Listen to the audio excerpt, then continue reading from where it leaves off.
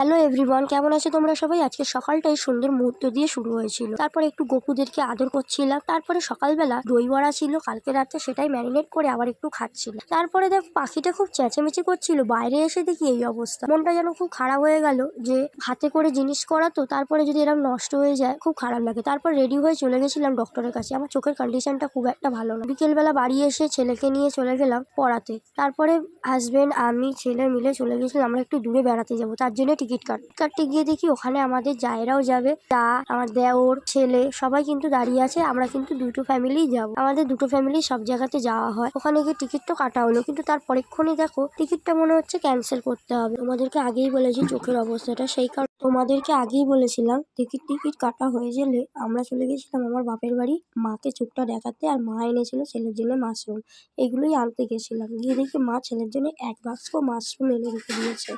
এটা পেয়ে ছেলে কত খুশি।